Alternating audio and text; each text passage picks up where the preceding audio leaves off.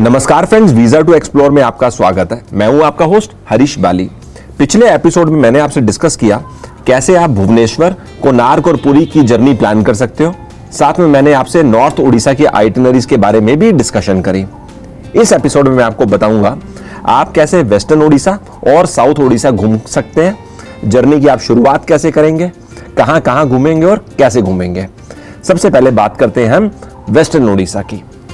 Western Orissa सोचते ही सबसे पहले जो चीज आपके माइंड में आएगी वो है संबलपुरी साड़ी। ये साड़ी हैंडलूम पे बनाई जाती है। वेस्टर्न उड़ीसा में 2 लाख से ज्यादा कारीगर इस काम में डायरेक्टली इन्वॉल्व है। जब हम वेस्टर्न उड़ीसा में संबलपुर गए तो वहां जाके हमने फोक डांस भी देखा। जब हम डांस देख रहे थे तो हमें ऐसा लग रहा था ये परफॉर्मेंस चलती रहे, इतना हम इंजॉय कर रहे थे। परफॉर्मर्स की तालमेल, लगन और जोश देखकर मुझे सच में बहुत अच्छा लग रहा था।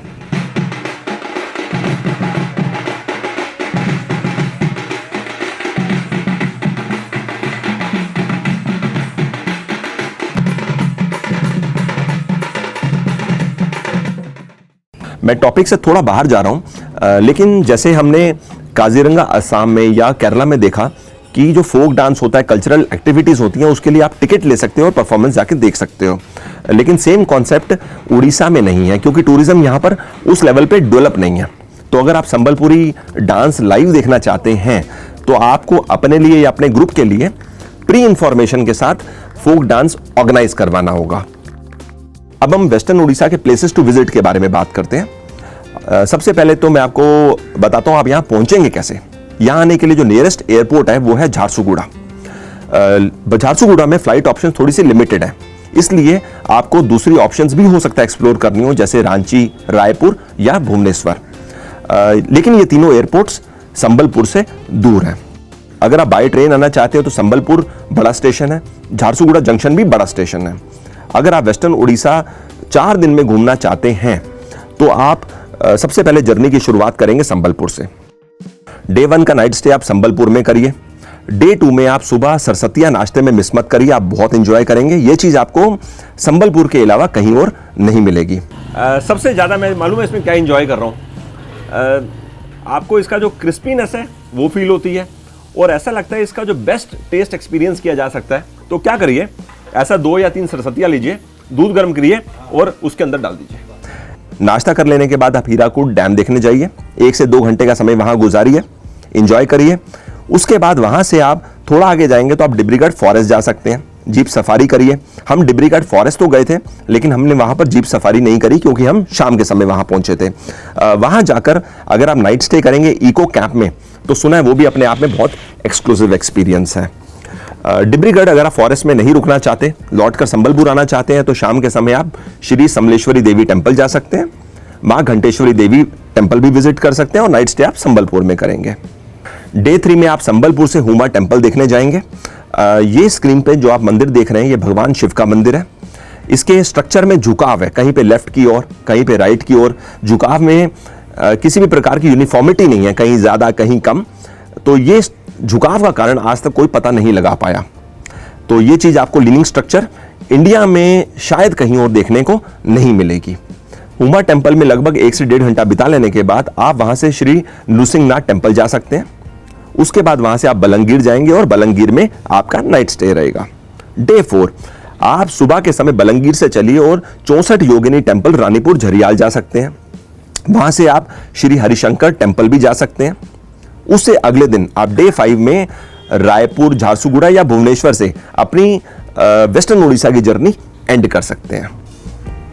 इस आइटिनरी में आप नोटिस कर रहे होंगे कि टेंपल विजिट ज्यादा है, क्योंकि वेस्टर्न उड़ीसा रिलीजियस टूरिज्म के लिए ज्यादा फेमस है। अगर आपके पास 4 से 5 दिन का समय है तो आप इस आइटिनरी को फॉलो कर सकते हैं। आपको मैं वेस्टर्न उड़ीसा के कुछ फेमस फूड के बारे में भी बताता हूं। यहां पर आपको चौल बड़ा स्ट्रीट फूड में जगह जगह खाने को मिलेगा।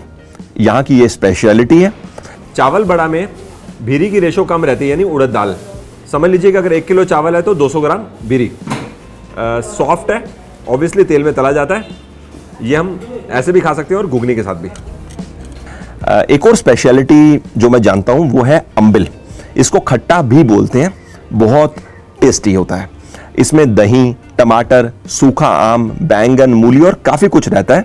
ये आप ध्यान रखिए, जब आप वेस्टर्न उड़ीसा जाएंगे तो आपको अंबिल मिस नहीं करना चाहिए। हमने 19 दिन का Orissa tour last week of October से लेके मिड नवंबर तक किया था। अगर हम यहाँ पर अगस्त या सितंबर के दौरान आते या गणेश चतुर्थी के समय जब हम यहाँ पर आते तो यहाँ का फेमस फेस्टिवल नोखाई हम मिस नहीं करते। तो अगर आप आएंगे तो आप ध्यान रखिएगा, इस त्योहार में किसान अच्छी पैदावार के लिए ईश्वर की पूजा करते हैं।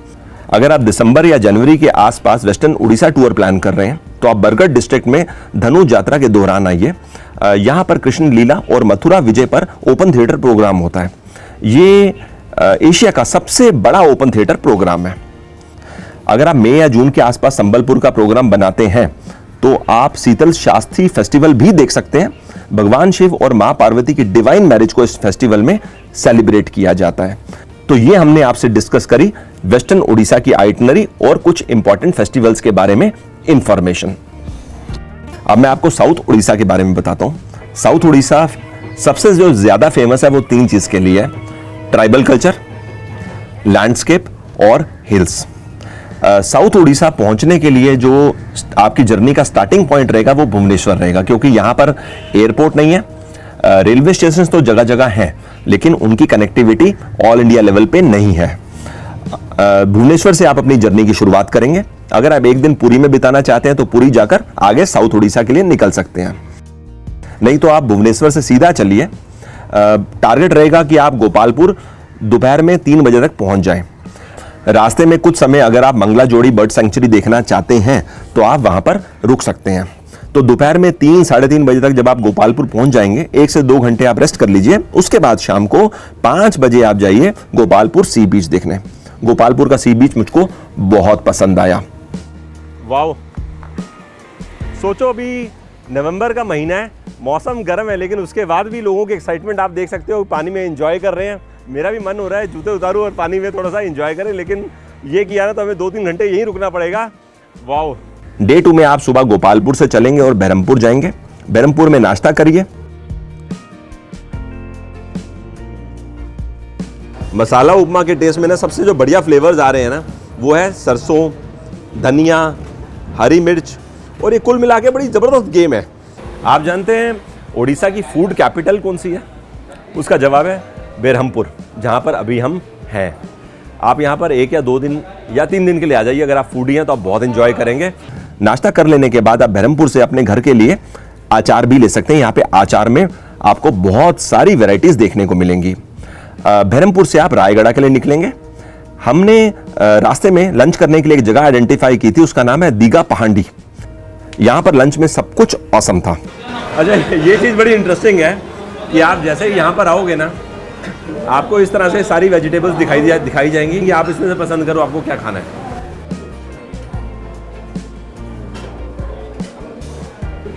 इस प्रिपरेशन के अंदर खट्टा तो है ही है, जो डोमिनेट कर रहा है, उसके साथ ना थोड़ी शुगर भी है। बड़ी ज़बरदस्त रेसिपी है, मानना पड़ेगा। रायगढ़ के रास्ते पर 10 से 15 मिनट के लिए रुककर आप तत्ता पानी हॉट वाटर स्प्रिंग भी देख सकते हैं। डे 2 का नाइट स्टे आपका रायगढ़ में रहेगा। जिस होटल में हम रायगढ़ में रुके वहां पर मैंने देखा इंडियन टूरिस्ट से ज्यादा फॉरेनर टूरिस्ट था। सारे फॉरेनर्स वहां पर उड़ीसा का ट्राइबल कल्चर देखने के लिए आए हुए थे।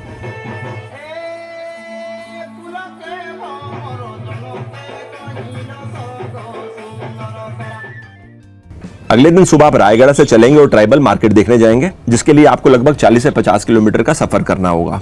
अगर साउथ उड़ीसा टूर करने के पीछे आपका जो प्राइमरी ऑब्जेक्टिव है वो ट्राइबल कल्चर देखना ही है, तो बेहतर रहेगा आप किसी ट्रैवल एजेंसी के साथ इस टूर को ऑर्गेनाइज करिए। खुद करना चाहते हैं तो आप रायगढ़ में जिस होटल में रुकेंगे वहां पर फोन करके उनको बोल दीजिए कि आपके लिए एक गाइड के लिए प्री बुकिंग कर दें। नहीं तो हो सकता है वो जिस दिन आप रायगढ़ पहुंचे ट्राइबल मार्केट कहां लगी हुई है वो आपको पता ना चले, क्योंकि हर दिन अलग अलग एरिया में ट्राइबल मार्केट लगती है। ट्राइबल मार्केट देख लेने के बाद आप लौटकर रायगढ़ आइए। यहां पर कुछ समय आप हैंगिंग ब्रिज पर गुजारिए, आपको बहुत मजा आएगा।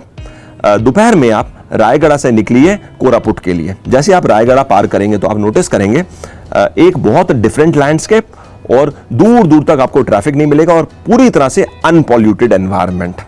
नाइट स्टे आप कोरापुट में करेंगे। अगर आपको लेट हो जाए तो रात को आप रायगढ़ में रुकिए और अगले दिन आप कोरापुट को जाइए।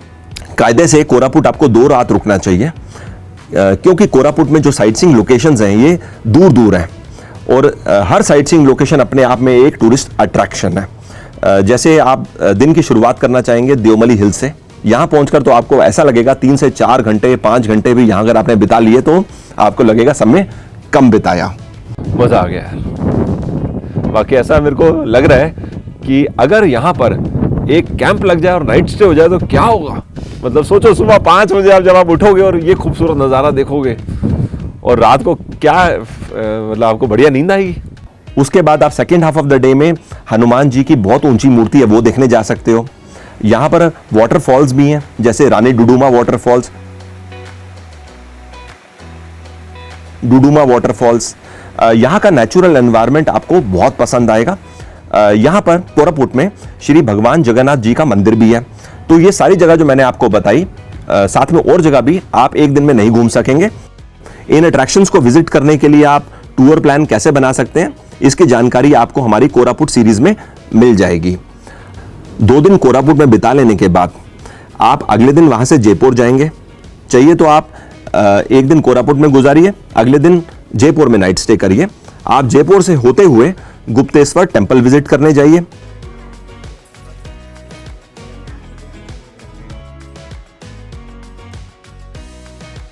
अपर कोलाब डैम भी देखिए।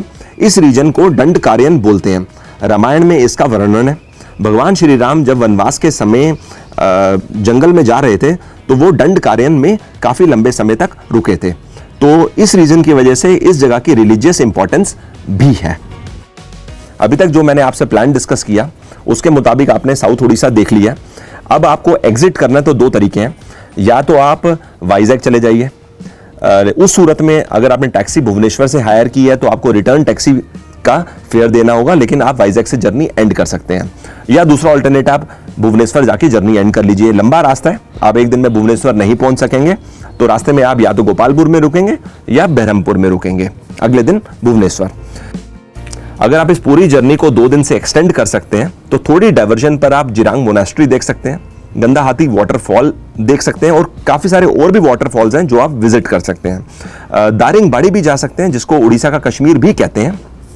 काफी साइट सीइंग लोकेशंस हैं जो थोड़ी डाइवर्जन पर आपको देखने को मिलेंगे। उसके बाद आप भुवनेश्वर जा सकते हैं। तो अगर आप लगभग 10 दिन की विंडो लेके चलें तो साउथ उड़ीसा प्लस जो आपको मैंने एडिशनल ऑप्शंस बताई।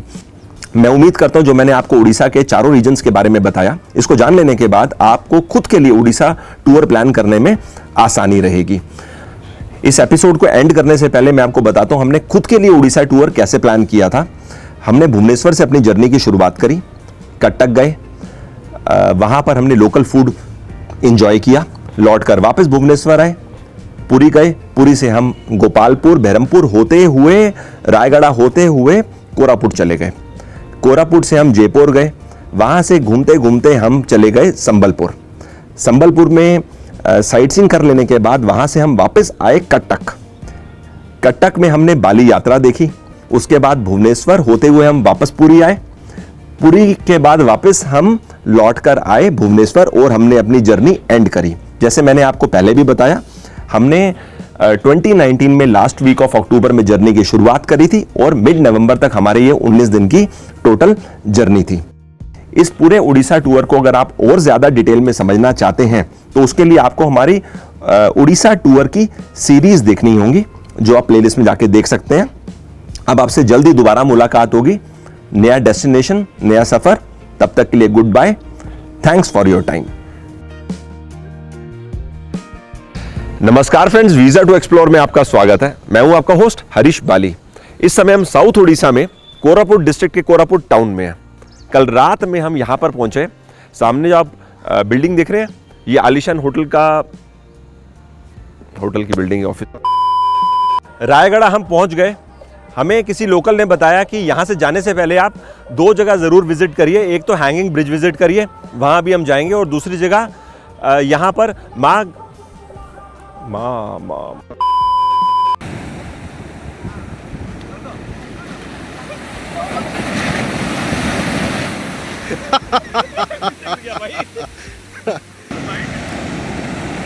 ये बड़ा खतरनाक है।